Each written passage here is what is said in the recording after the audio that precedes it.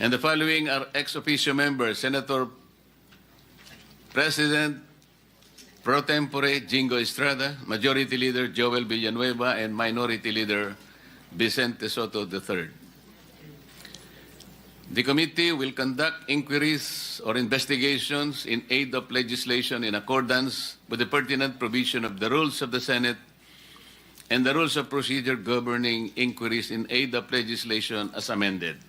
We now proceed with the consideration and adoption of the rules of the Blue Ribbon Committee that will guide our committee in its operations and conduct of meetings, hearings, and investigations. Before the members of this committee is a copy of the proposed rules, which are the same rules adopted by the Blue Ribbon Committee during the 19th Congress. Do I hear a motion to adopt these rules? I move to adopt the rules, Mr. Chair. I second the motion, Mr. Chair.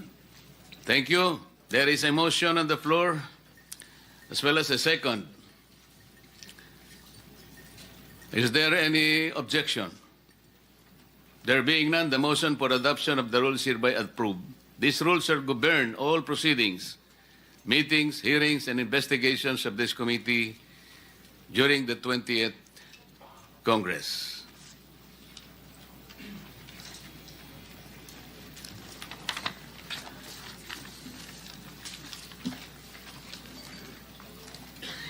Magandang umaga po sa lahat ng naririto ngayon sa pag-uumpisa ng ating pagdinig sa isang pinaka-controversial na paksa. Ang usapin patungkol sa mga flood control projects na pinagmagatang The Philippines Underwater. On August 11, 2025, President Ferdinand Marcos Jr. disclosed deeply troubling findings from an initial government review of flood control projects implemented so far during his administration. The President revealed that only 15 contractors have cornered approximately 100 billion worth of flood control projects, representing 20% of the total 545.6 billion pesos allocated for some 9,855 flood control projects from July 2022 to May 2025. The Senate Blue Ribbon Committee convenes today for this motu proprio inquiry into serious allegations of malfeasance, misfeasance, and nonfeasance concerning the award and implementation of flood control projects that have been disproportionately concentrated among a select group of contractors. Napapanahon na para alamin at himayin ang katotohanan sa likod ng mga maanomalyang nakapalibot sa mga kontratang inilaan para sa flood control. Tama na ang pagpapaikot at paglihis sa tunay na problema. Tungkulin natin ngayong bigyang linaw at sagot ang mga kababalaghang nangyayari sa mga kontratang pinasok ng gobyerno at ang mga private contractors. The root of the issue before us boils down to the rampant corruption entangled with the core of our government. Tila sakit na kanser na siyang unti-unting sumisira sa ating bansa. Records will show that billions are spent every year to fund flood control projects that are supposed to control or mitigate flooding in our country. The magnitude of this issue cannot be understated. Funds are wasted over questionable projects. Lives and properties are lost due to failures in flood control. Enough is enough. Pagod na ang mamamayang Pilipino na lumikas mula sa kanilang mga tahanan sa maghakot ng kagamitan upang makaligtas sa panganib na dulot ng rumaragasang tubig. We should not accept this misfortune simply as effects of climate change. It will never be a valid justification for our failure to provide strong and protective shields against something inevitable but preventable. The Netherlands is 25 to 30% below sea level. Yet its innovative people gifted the world with engineering solutions to flood problems. We have a choice. Either we adopt the best practices of the Netherlands or we settle as poor copy of Venice in the Orient. As members of the Senate Blue Ribbon Committee, we're duty-bound under the Constitution to conduct inquiries in aid of legislation. Our mandate extends beyond mere investigation. We must examine whether existing laws and regulations governing public procurement, project implementation, and infrastructure development are adequate and properly enforced.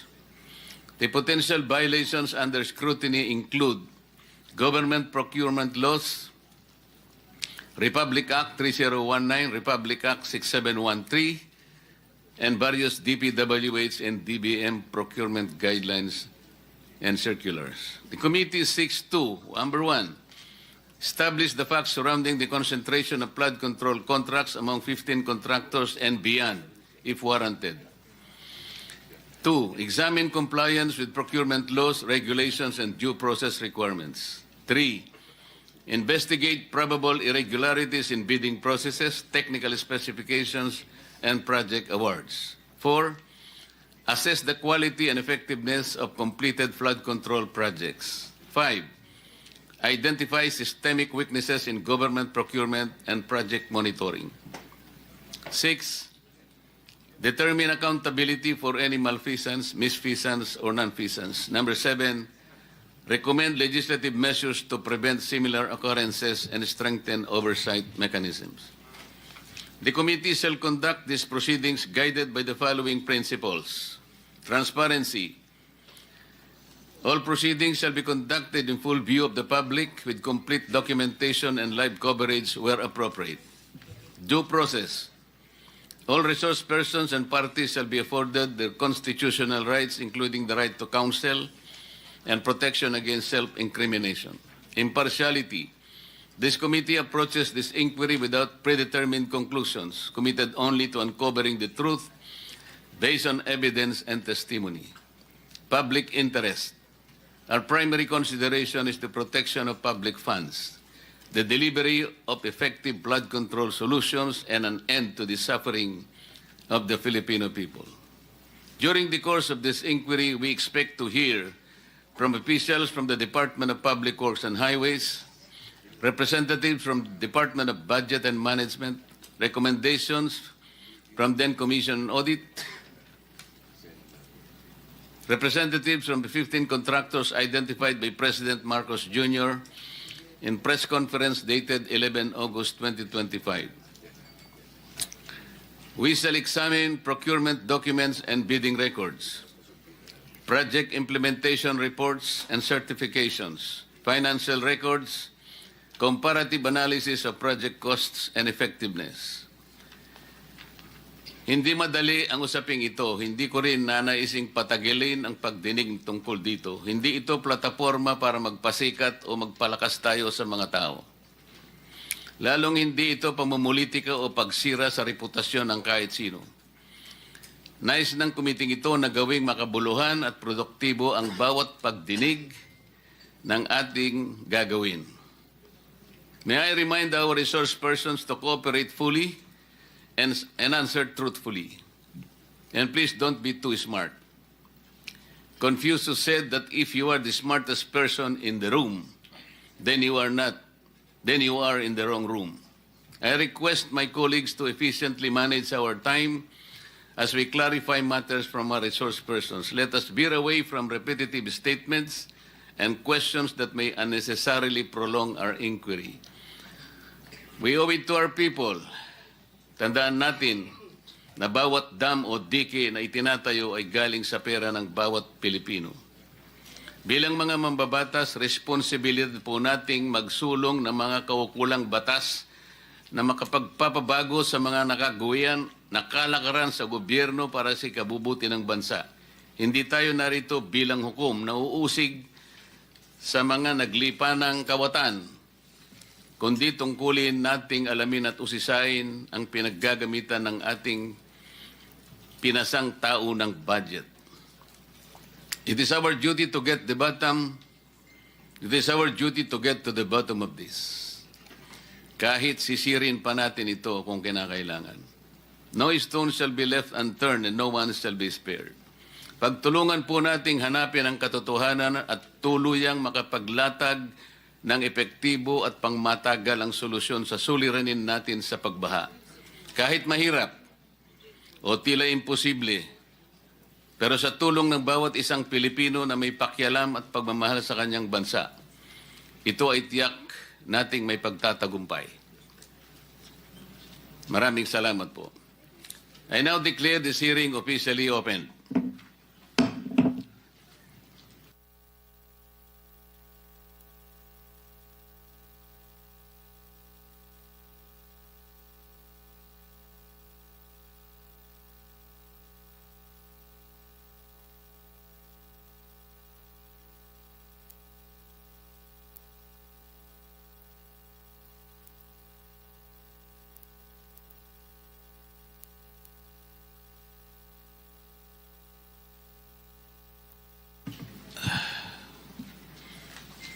I direct the Director General to please call the roll.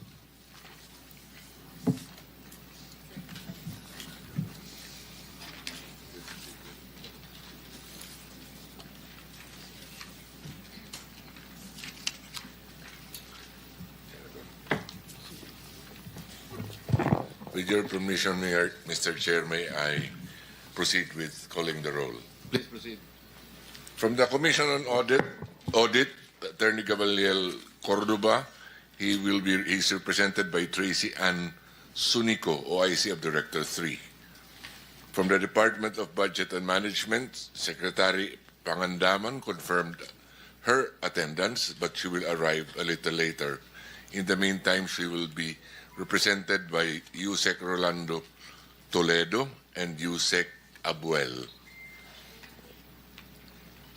Director Maria Crescencia D. Sunga from the Budget Management Bureau A, BMB-A.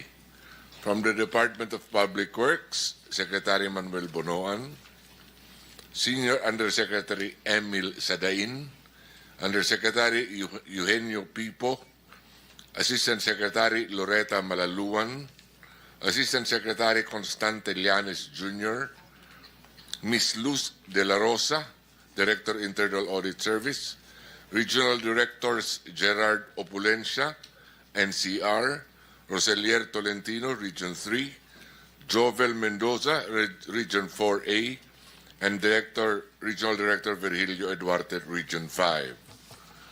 From the National Mapping and Resource Information Authority, DNR Nambria, Engineer Glicerio Yare. From DOST Pag-asa, Dr. Nathaniel Servando. From Metro Manila Development Authority, Attorney Romando Artes, who will be arriving late because he has a court hearing at this hour. Already here. Okay, thank you.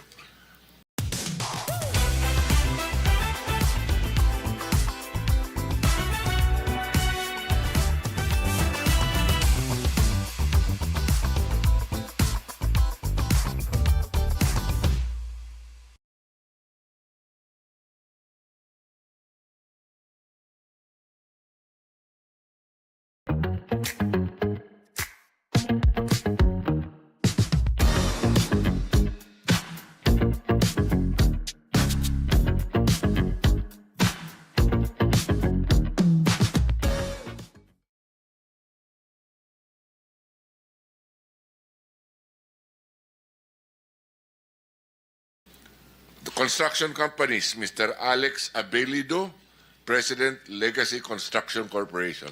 Can you raise your hand? Present siya dito. Ms. Cesara Discaya, an invitation was sent to her, but she sent an excuse letter saying that she had a prior commitment.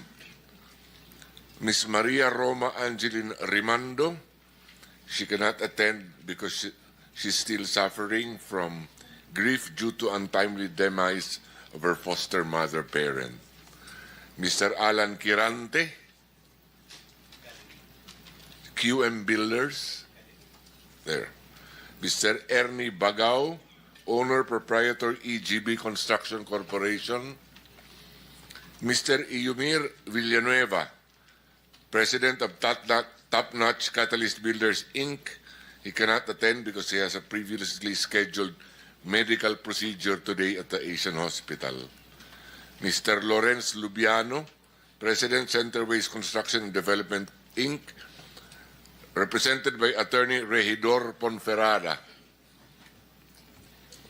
Ms. Aderma Angeli Alcazar, President, CEO of Sunwest Incorporated. She cannot attend. She sent a letter stating that she is currently on scheduled leave to attend to personal family matters abroad. She avers that she left the country on 13 August 2025 and will not be able to make it back to the Philippines in time for this hearing. Mr. Edgar Acosta, High Tone Construction Development Corporation. An invitation was sent, but we have not received a reply as of this moment. Mr. Wilfredo Natividad, Owner General Manager, 888 Construction and Supply, Inc. Mr. Romeo Miranda, President, AMO Royal Crown Monarch Construction and Supplies Corporation. Invitations were sent, but no reply has been received yet. Mr. Mark Alan Arevalo, Wawaw Builders, General Manager. An invitation has also been sent, but a reply has not been received so far. Ms. Marjorie Samidan, she cannot attend, but she will send a representative. This is the authorized managing officer of MG Samidan Construction. There. He is represented by Mr. Cliff Samidan. Mr. Luisito Tiki cannot attend, requests that he be excused from attending today's hearing due to health reasons, and since they received the invitation late afternoon of 18 August, they will not be able, and it will not be possible for them to complete its review of the possible projects to determine who to send as representative. And last but not least, Mr. Ryan Willie D. Uy, President, Road Edge Trading and Development Services. Before I end, Mr. Chair, may I also be allowed to recognize ASEC Mary Ann de la Vega of the Department of Budget and Management. Thank you, sir. Mr. Chair, Before Before- that, I would like to acknowledge the presence of Senator J.B. Hercito and Senator Mark Villar. Yes, Senator Bato? Mr. Chair, may I move for the issuance of subpoena to those absent invited resource persons, particularly yung mga contractors, Mr. Chair, to require them to be present in the next hearing. I so move, Mr. Chair. I think the motion is in order. No objection? The motion is carried. Thank you, Mr. Chair. May I ask the Director General as to the number of invitations sent to the 15 invited contractors, as to how many successfully presented themselves today or at least sent representatives?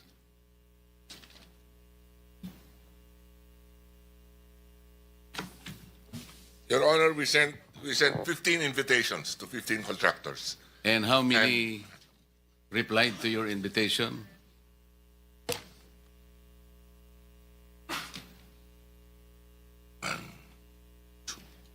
Three.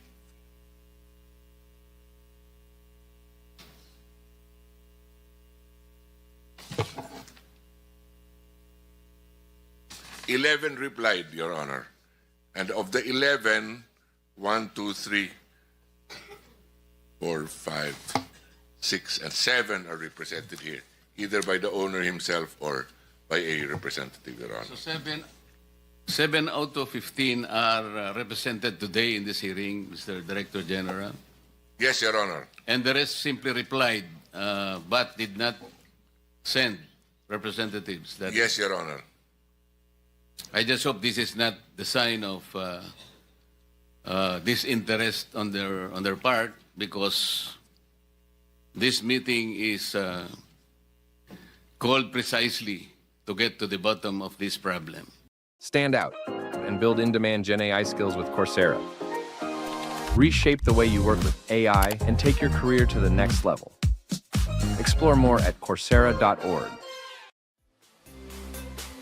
Got a great business idea? Give it a domain name from GoDaddy. Every order comes with our effortless AI experience. GoDaddy Aero.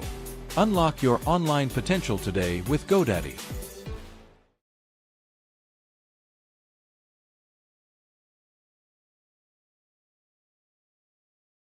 Mr. Chair.